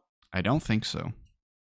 No. I think the Spica thing came first. I think the Chowie thing came the day after. I'm not sure though. But rip. Yeah, anyways. I don't remember either. I do remember all this stuff came out right after we did our episode last week, which is like, what else is new? That happens to us all the frickin' time. That actually always happens to us. So as people are listening to this tomorrow, probably, there's probably something else that just dropped and we missed it. Mm-hmm. Next up, Team Liquid. Obviously, disappointing season for them. We discussed it a lot last week. Steve came out with a video on Twitter basically talking about how he was really disappointed in the way that the year ended, and he kind of went all in this year because Worlds was being held in North America, and for whatever reason talked a lot about like I was trying to convince sponsors and investors that this was going to be good, and not to say that he was like, I don't want to say he was making excuses, but not that he was making excuses, but it kind of felt like he was venting a little bit in this video. It felt like this one needed to go through like another layer of PR stuff. Like I feel like he didn't need to talk about all that. But I don't think that he needed to say like it felt authentic. Yes, that's true, but I think that, you know, there's limitations on what you should be revealing about how you go about your operations and whatnot. So I don't know. It just felt like it was a little bit too much. I didn't mind it. To me, when I watched it, I just thought it was, look, this is like what we pitched. This is how we were able to get these players, and this is how we were so confident that these players would do well. We figured for sure we were going to Worlds, and we fell short. I think it was just more not hiding behind, like, because you could theoretically, not that I think Steve would ever do this, but you could theoretically go into full copia mode, like, well, we never knew for sure that this team was going to be good, true, you know, like, and you could kind of backstep. He was just owning the loss. And that's something that we try to do a lot on this podcast is when we're right, we flex it. When we're wrong, we say, it's just like, we were wrong. And this is what we thought. And we realized that, we were wrong and we lost and whatever. So that's, I guess that's the way I took it anyway. Yeah. Apart from the first 2 minutes of the video, there was also some pretty telling stuff in the back half of the video where Steve basically said that, yes, we're making roster changes. There were 2 really important quotes that I'll pull from the video. I wrote them down as I was watching the video, but this is Steve talking about the roster changes. They said that they're going to double down on some of the areas where we've seen success, and that they're going to build players within the TL structure. And I feel like those 2 quotes there reveal a lot of things. Number 1, doubling down on some of the areas where we've seen success. If we want to talk about success in terms of this Team Liquid Summer split, Bjergsen and Santorin were the best players on the roster, the most consistent players on the roster, and are probably the 2 best players on this roster right now. So if we want to extrapolate anything from that, sounds like Bjergsen and Santorin are staying. And if we want to go to that second quote there, build players within the TL structure, there's obviously been a ton of discussion about TL's Academy bot lane, Yone and Ayla. Especially after Ayla and Yone's lock-in performances back at the beginning of 2022, when people really started to recognize that these guys are LCS caliber. However, Team Liquid at that time, their bot lane was Hansama Core JJ, and everybody believed that was going to be the best bot lane in the league, no ifs, ands, or buts about it, and people really expected them to kind of to go out and dominate the rest of the league, and we really saw the complete opposite of that, where not only was Hansama struggling, Core JJ was also struggling, and it's difficult to say that TL is going to get rid of Core JJ, but when I hear build players within the TL structure, that sounds like Yone and Ayla are going to move up to the starting spot, because if we assume that Bjergsen and Santorin are going to say, I think it's unlikely that Steve was mentioning this and saying, oh, we're going to bring up Bradley and get rid of Whippo, because Bradley is a very new player to the academy scene. I think only started playing academy at the beginning of this year. And I think, was playing amateur before that, but does feel, I would assume that they would put in Yon and Ayla before they fast track Bradley to the starting roster. So if we're going to make assumptions around here, it sounds like new top laner plus Santorin, Bjergsen, Yon, and Ayla. So that's your guess. Now, can we take it a step further? Do you have anybody in mind as to who the top laner would be? I realize we're just guessing here, right? We, for clarity's sake, we don't know any of this stuff, guys. We're just speculating because it's fun to do. So in your world, J&T, who do you think do they have an import import slot? What import slots are open? Ayla doesn't count because he's OS. I don't even know what Yon's nationality is. I think it's NA. Then they do have an import slot, right? Because isn't Santorin and Bjergsen... Well, Bjergsen for sure is not, but Santorin also doesn't take up an import slot, right? I believe so, yeah, because their 2 import slots this year were Han Sama and Whippo. So then they should have a slot. Yeah, Yon is NA and Ayla is OS. So if that's the case, they actually have 2 import slots for only 1 player. And, if we want to speculate, maybe it doesn't mean they're bringing up Ayla and Yon. Maybe they would keep Core JJ and only bring up Yon and decide to import a top laner. So I don't know. It's difficult to say, but it sounds like they have their pick of the litter from the rest of the world. It would be such a crazy world where Core JJ is replaced by an academy player. Yeah. I don't care how good the academy player is. Like, I'm not even saying there's anything wrong with with doing that, because I don't know anything about academy. We don't follow it. What I am saying is it would have been so hard for you to convince me before this year started that TL would ever even consider an academy player over Core JJ. Yeah, especially Core JJ. Like, other than this split, Core JJ has been the best player in the LCS for the last 3 years. And I don't think that is really up for debate. If it is, then I'll debate you. But Core JJ has been a beast, and yes, he definitely had his fair share of struggles in the summer split. And, despite his struggles, it still would be surprising if they moved on from him for an academy player. Yeah. I honestly can't even speculate as to what they're going to do, because when I heard, like, what did you say was the quote again about, like, keeping where they had success, or doubling down on areas where we've seen success and building players within the TL structure. The only player to me that was for sure when I heard that was Santorin. Now, don't you know that I've had plenty of confidence in Bjergsen, that I think he had a great year. Maybe not Bjergsen level, but still a great year nonetheless. So I would still say that I think they're likely to keep him, but I wasn't throwing Bjergsen in the for sure list. Because I'm sure that comes with a ridiculous cost, not to mention all of TL did, but you know what I'm saying? It's hard to say. I would be a bit surprised if they did move on from BJERG, just because you're not really going to get you're not going to get other great options, especially if you're Jensen. Well, especially if they're considering other imports for other roles, specifically the top lane. That does feel like it'll probably be an import no matter what. The only top laner that is half decent and available is Solo, and I doubt that TL is going to risk that by picking up Solo, although I think he could probably be a solid player on the team, and who knows, we've never seen Solo on a top team. Probably be pretty decent because he does seem like a good player, but like I said, probably not worth the risk for a team like Team Liquid. So I think it's very likely we've seen import in the top lane, and it's kind of more about what TL does in the bot lane. If they do keep Core and they want to elevate only Yon, or they get rid of Core and elevate Yon and Ayla, or they just elevate Ayla or something like that. But like I said, the can of worms has been opened.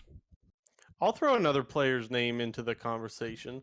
I don't know what his contract is, but isn't there a world where they go back to Impact? I don't know. Assuming they can get him from EG, like he might be under contract and whatnot, but wouldn't there? I could see that world existing as well. Maybe. Anyway, just a thought. What about Alfari Part 2? Oh yeah, bring him back, baby. Let's do it. Bring back Jat too. That'd be great. Okay, man. What's next on Quick News? Tactical will be available probably. Get him too. Yeah, throw him in the top lane to play Malphite.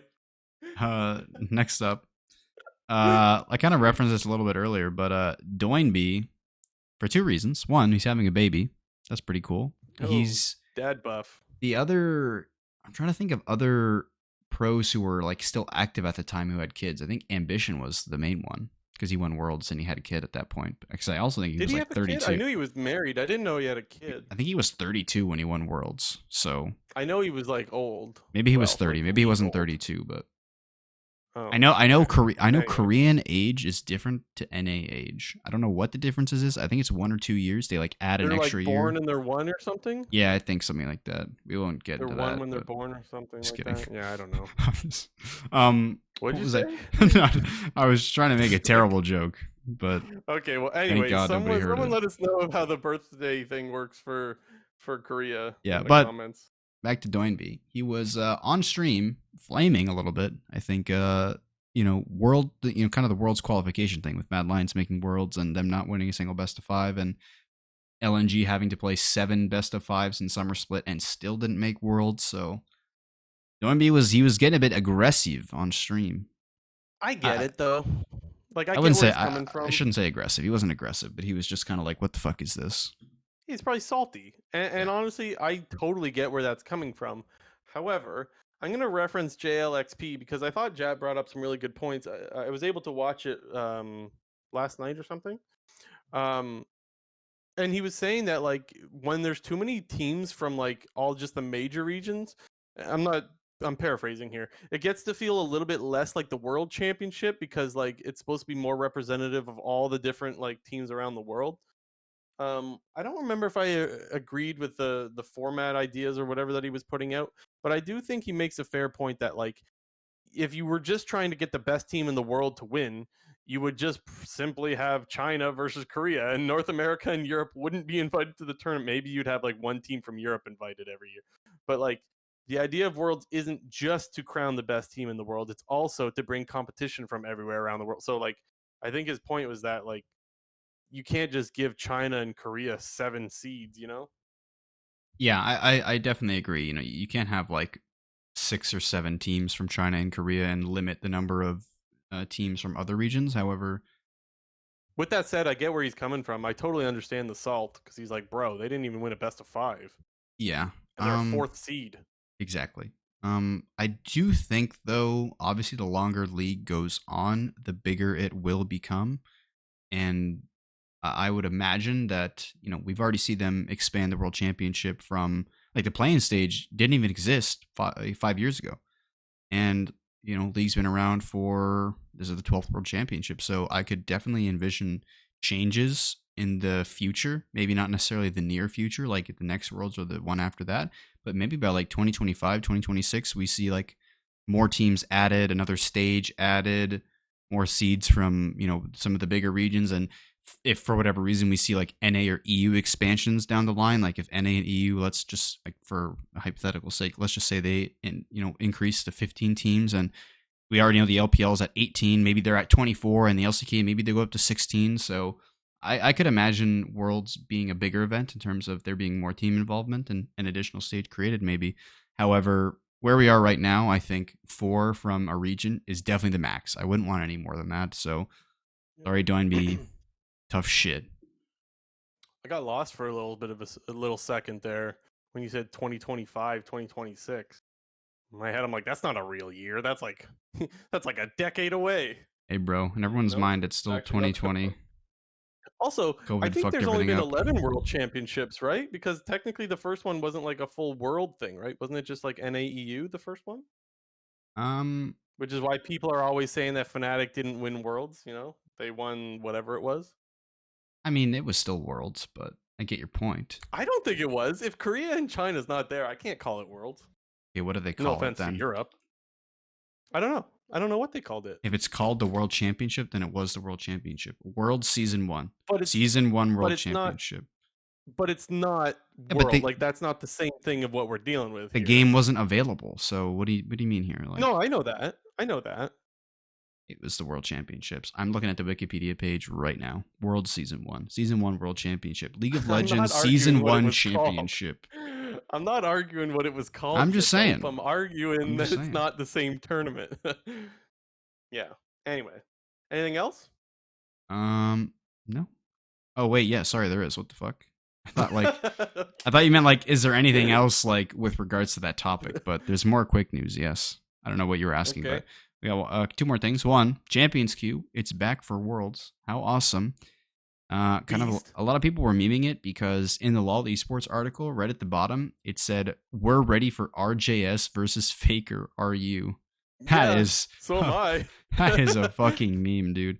RJS's ego That's is going to get beast. out of control if he beats Faker in Champions Queue. Dude, I would love to see it happen. It would be hilarious. Dude, I know everyone just he'll wants him to get hard clapped. I know everyone hates RJS, but like, wouldn't that be so funny if he actually did? I don't I know. mean, To yeah. me, I think it's a win-win, honestly. I think he either destroys Faker and we're all laughing about it, or he gets hard clapped and we're like, duh, you dumbass. Like, I don't know. I you can't lose if you ask me. So Straight just Pug in the live chat asking how does it work? yeah, so Because they doing Worlds in New York announced, City and whatnot. they said in the article when they're talking about bringing Champions Queue back, they're actually moving the servers to the Mhm. respective location that they're at. So when they're in Mexico City for the play-ins, they're playing on servers very close to Mexico City. When they're in New York, I believe they said they're going to be playing on the Chicago servers. And when they're in LA, they're obviously going to be in on the previous servers. So they're still I trying was to make it of surprised a that they're going to move it to Mexico City because, like, aren't not all the teams are going to want to go to Mexico? No, yeah. I if you're mean, automatically into groups. from my understanding and stuff that I've heard on social media and streams, teams that are flying into North America are all arriving super late. So to use play-ins as an example, I briefly was on the I Will Dominate co-stream this past weekend. He had Niski on his stream. He's on Mad Lions, obviously. And Niski said that they're not flying to Mexico City until the 24th, which is 5 days before it starts. So you're saying they may as well just start when they're in New York, then, is what you're saying? Because that's kind of what I'm saying. No, I guess my point is that, it'll be utilized not as much as probably in the past, like people play solo queue and whatnot, but for the time that the teams are there, they're going to be using it. Gotcha. Yeah. Okay. Anyways, I think that's cool. I remember asking that on Hotline League, and then someone brought up the idea of servers, and I was like, oh yeah, I guess that's just not going to happen. And then it did end up happening, so that's pretty sweet. What's the last thing on quick news docket? Last thing, for people that always enjoy the world's music and songs and whatnot, apparently the rumor is Lil Nas X is going to be involved with Worlds this year, whether that's the World Song or opening ceremonies or a performance or something like that. But I would imagine that they could probably do some cool things with him, because let's just say his music videos are quite extravagant. Yeah, I don't know much about his music. I'm not, but I like, if I know about him, then he's out there. What's that? Oh god, what's the fucking song? Is like Montanero or something? Go look up the music video for that song. I don't know what that song is, but I still get the feeling that I know what you're talking about anyways, because yeah, you hear things, but Montero? I don't know anything I don't even about know the what it's guy called. It's like other than Montanero or Montero. Go watch that music video if you want to see some whack shit. No, I'm good. Hey, well, if you're ever I'm bored, okay. that's some content for you. Yeah. All right, that's it for this episode. Geez, episode 100, man. I can't believe it's actually already 100 episodes. I feel like we timed it pretty good with Summer Split ending, and yeah, seriously, yeah. we were big braining this thing from the beginning. Just a huge shout out to those that have been sticking with us, and even our new listeners as well. Like, we really, really appreciate you guys. I don't know, words can't do it. I don't know how to say all this shit without sounding too cheesy, but much appreciated you guys sticking with us. Much appreciated the support. We do read all the comments, so we do see all the nice messages, and I try to reply. Even on shit on Twitter as well, we get all that stuff, and that stuff does actually keep us going. No meme. So really, really appreciated. Next week, no episode, right, JT? We're taking a break.